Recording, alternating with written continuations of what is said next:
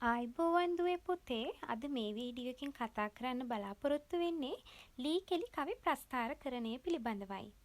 මේ වීඩියෝ එකෙන් එක පඳුරෙන් ලී සයක් කපාගෙන කවිය, බෝ අත්තට වැඳ කවිය, ඒ වගේම අහසේ දෙවියෝ රැස්ව සිටින්නයි කියන කවිය, ඉරට ඔබිය ඉර මුදුනේ සිටීයා කියන කවිය, රටලින් ඇරලා පටිගෙන් නාලා කියන කවි ප්‍රස්ථාරකරණය කරලා තියෙනවා.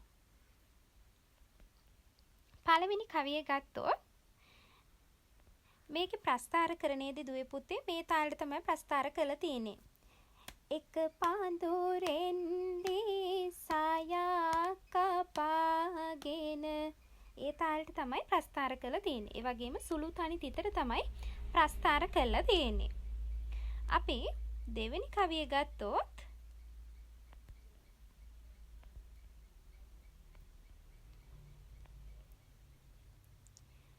බෝ අත්තට වැඳ සිරස නමාන්නේ ආපස්සට වැඳ මුණ පෙරලාන්නේ. ඒ පැත්තේ අය අප හඳුනන්නේ බෝ පත්තිනි මට අවසර දෙන්නේ. දුවේ පුතේ සුළු තනි තිතට තමයි මේක ප්‍රස්ථාර කරලා තියෙන්නේ.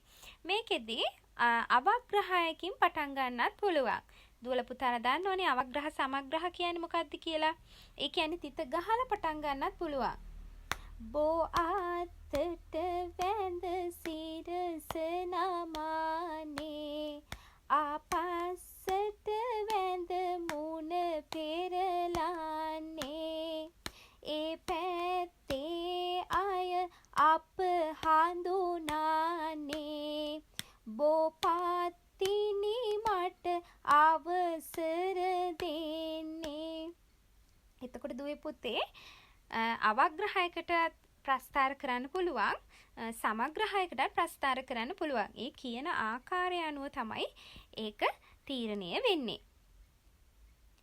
ඊළඟ කවිය ගත්තොත් අහසේ දෙවියෝ රැස්ව සිටින්නයි පොළොවේ දෙවියන් බිම වැඳ ගන්නයි සතර වරම් දෙවි බලා සිටින්නයි අද ලී කෙලියෙන් අප දිනවන්නයි.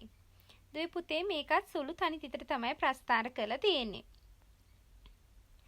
අහසේ දෙවියෝ රැස්ව සිටින්නයි පොළොවේ දෙවියෝ බිම වැඳ ගන්නයි සතර වරම් දෙවි බලා සිටින්නයි අද ලී කෙලියෙන් අප දිනවන්නයි.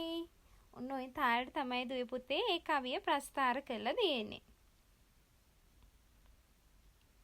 ඊළඟ කවිය මැදුම් තනි තිත්තට තමයි ප්‍රස්ථාර කරලා තියෙන්නේ.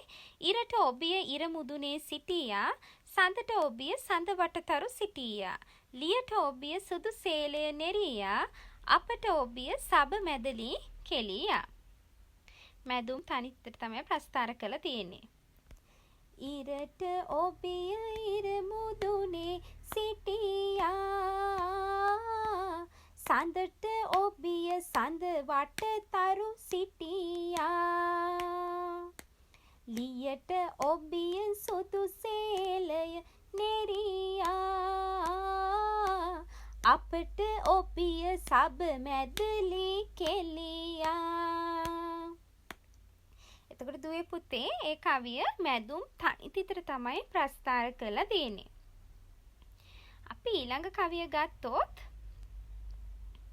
රටලින් ඇරලා පටිගෙන් නාලා දඟරට දමලා ගොතන රංගේ ලීගෙන් නාලා දෑතට දීලා පේලිය සැදිලා ගසන රංගේ බෙරඟෙන් නාලා සුරලත් දාලා තාලෙ වඳිනකොට නටන රංගේ මෙහෙමත් විස්තර බලන්න තිබුණලු පොර මඩලේලී කෙලිය වගේ. මේක ප්‍රස්ථාර කරලා තියෙන දුවේ පුතේ මහා තනි තිතට. ඒ කියන්නේ මේක අවග්‍රහයකින් තමයි පටන් ගන්නෙ. තිත ගහලා තමයි පටන් ගන්නෙ.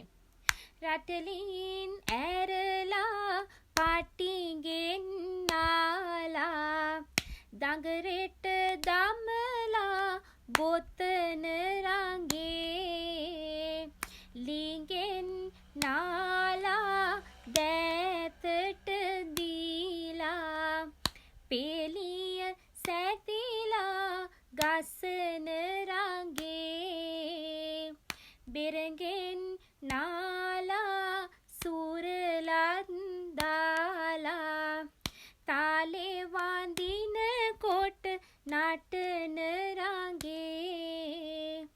මෙහෙමත් විස්තර බලන්න තිබුණලු පොරමඩලේලි කෙලිය වගේ.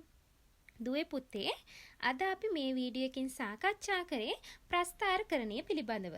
ප්‍රස්ථාරකරණයේ තියෙන ලී කෙලි කවිවල තියෙන ප්‍රස්ථාරකරණය පිළිබඳව තමයි අද මේ වීඩියෝ එකකින් සාකච්ඡා කරේ. ආයුබෝවන්.